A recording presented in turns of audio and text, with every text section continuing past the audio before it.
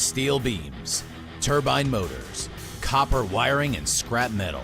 The Lenox Metals Recycling Show is for the serious big players. If you're working in a demolition, renovation, construction, in the hotel industry, government agency, or a utilities company, or just need to know what to do with your scrap and junk, then tune in. Al Hornstein, CEO of Lenox Metals, has over 25 years of experience as a commercial and industrial scrap metals dealer. He will bring you valuable information on how to save time, money, and your company's reputation when it comes to processing your recyclable scrap materials. Now, here's your host, Alan Hornstein, and his co-host, Justine Gronwald. Aloha and welcome back to the Lenox Metals Recycle Show. I'm the co-host, Justine Gronwald, and the host, CEO of Lenox Metals, Alan Hornstein. Hi, Justine. Hi. Glad to be back. Yeah, you know, today's topic is something that everybody likes to hear about is money. And typically in the form of rebates. You're absolutely right. Everyone wants to be paid for their recyclable scrap metal. Yes. And as such, we try to do the maximum in just not providing the service, but also breaking down pricing equitably, the price of material, and then making payment to the generator. What we do is, to keep things equitable, we attempt to price in real time. What I mean by that is, material that comes into our facility on a daily basis, once it's received into our facility, we'll take anywhere from a week to maybe 2 to 3 weeks, depending upon the size of the load and the amount of material we're throughputting through our system to get to that client, to break down the materials, price and pay. We will price it the day it was received into our facility. So we are being paid the same price on the resale of that material, typically within that week. And so the generator should be treated equitably for the same. So if the price is up, if the price of metal is up, they take the benefit of that marketplace. If the price is down, then there might be less revenue coming back to them. But we feel we're on an equal basis with the client with respect to providing rebates. Now, when you mention documentation, I imagine it's so that you can record when you took the metal in so you can determine the price of that day. Yeah, correct. There's usually a delivery notice of material. We will begin to unload and sort and separate the material that day. Rough sheets are generated by the material handlers out in the yard. They'll either hand sort or machine sort the material that day. We could have as many as 15 to 20 different commodities in one load. That's interesting. Yeah, so each is calculated on a per pound basis. A spreadsheet, a rough spreadsheet is brought into our office, and then one of the gals on staff is required to then enter all that data into a program, break it down, and then sort it according to accuracy. And then when that function is done, it then goes to our pricing people for pricing. And then it really up to the generator. We do offer immediate payment if a generator wants that. We'll typically provide terms to them of payment up through 30 days. So we're trying to pay everyone within 30 days or less. That's good. If a generator wants a special condition of payment, we provide that. Let me ask you this. Do you sometimes offset the money that they're getting against their billable rate? Or do you offset, or you just like to pay out the cash? Well, if they want to see, for instance, what we do, if a client wants it, they'll actually ask for our breakdowns. So we go several steps farther. We're actually showing them our labor, machine time, as well as any trucking time involved in handling their materials. That's an offset to the bottom line rebate. Okay. So if they want to see that, they get it. And we feel that's also equitable in the arrangement. Well, typically, do people want to get a check, or do they like to have it offset against their expense? They will ask for different things. Okay. They might ask So for a check. It's like everything else is customized to the generator. Yeah, it is. I mean, sometimes because materials that are recycled by a small to medium company, they might be saving it for, let's say, a year-end Christmas party. So we'll save those funds for them to be delivered to them during Christmas time. Wow. In a check to the responsive company.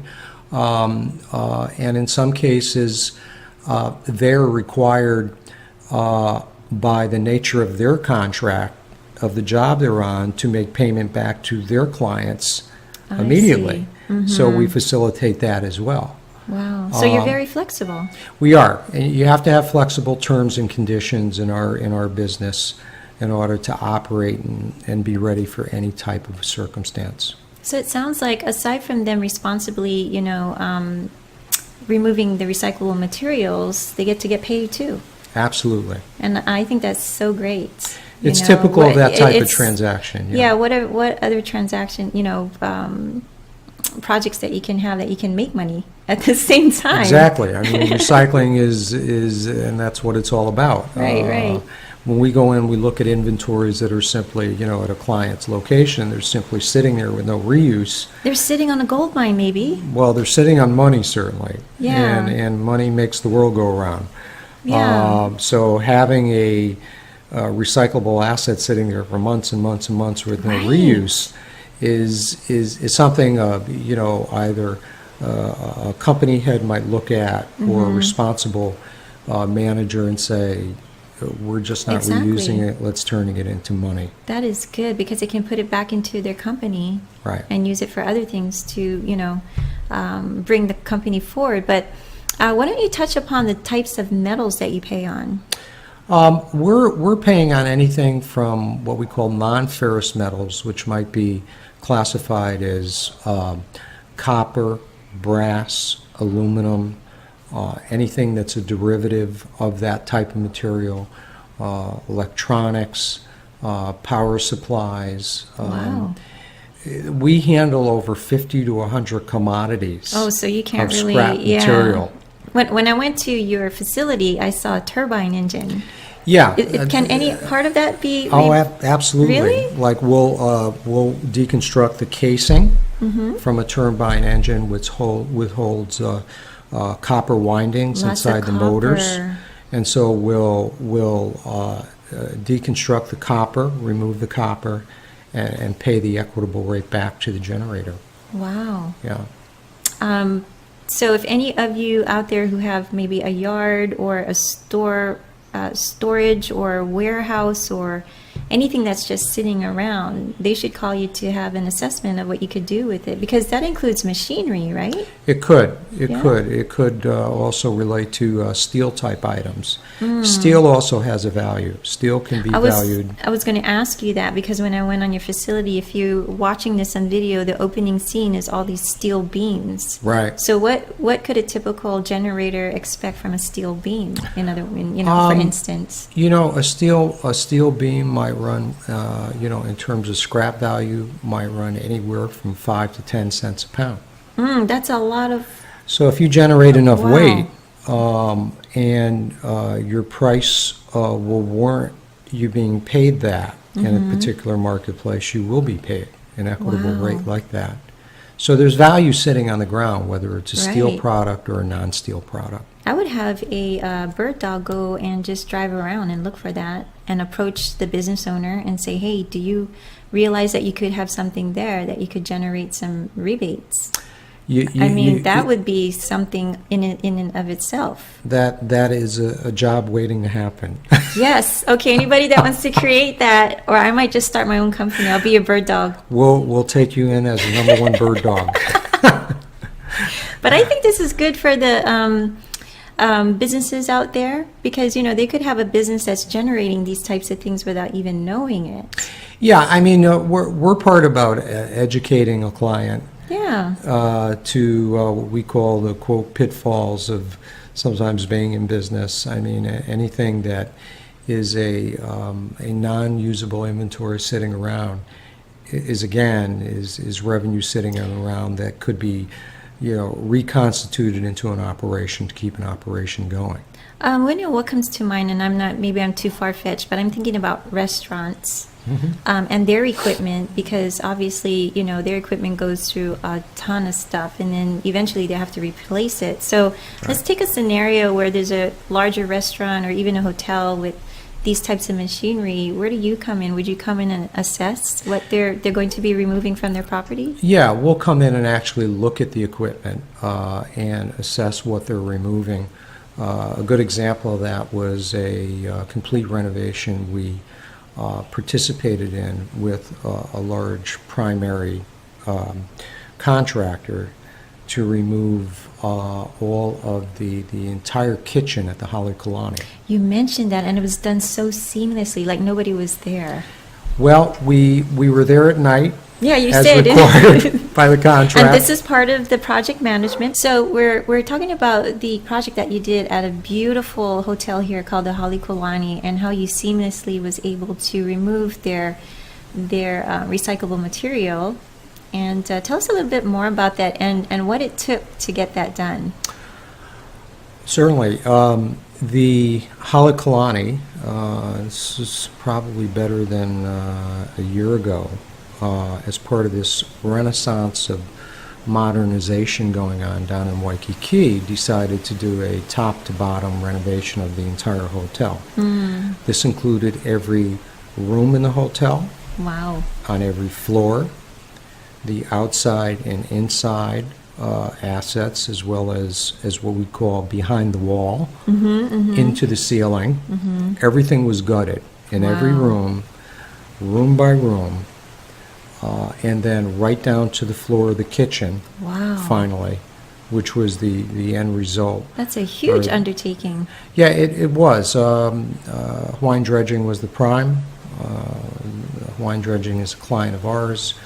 We were asked to come in, provide logistics and collection during the evening hours. And when you say evening, it really wasn't evening. It was more like It was in the dead of night. like 1 a.m., 2 a.m. in the morning, and that's what the distance you're willing to go to fit the client's Absolutely. timeline. Yeah, we maximize that effort because the requirements for some contracts don't allow contractors to be around during the day. In this case, they were required under the guides of that particular contract not to disturb any patrons during the daytime hours. So a contractor can't be seen on site during daytime hours. Right. After hours, when people have gone to bed, contractors are required to come in as silently as possible, do their planning, do their collection, do their reconstruction, depending upon what they're required to do. While we were working at the hotel during the evening hours, we saw other types of contractors coming in and moving out of the hotel as well. So it was a very well thought out plan. It went absolutely perfect. Now, in this case, because we're on the topic of rebates, so Halekulani was also eligible for rebates as well? Oh yeah, absolutely. We collected anything from plumbing fixtures, copper, brass, tubing, water pipe, insulated wire for the lighting, power, fans, everything down to the stainless steel appliances, cookware, ovens that were located in the kitchen itself. The kitchen was this massive flooring, I imagine, of wall to wall that they literally retrofitted in a day, in 24 hours. So without disturbing the clients, you have to have a running kitchen. The kitchen doesn't stop. The kitchen can close, but they actually reconstructed this kitchen within 24 hours. So it's quite exciting. I saw some of it going on. Yeah. Yeah. So I think you covered a lot about rebates. Most any generator that you come across will be eligible for one. That you do all the assessment and you do all the sorting and all the determination and the market price. Correct. Okay, great. And so I like this portion because it talks about money, you know. Getting paid. Getting paid. Yeah. So thank you again, Alan. And You're until welcome. we come back with another episode, we're going to say aloha. Thank you. My pleasure.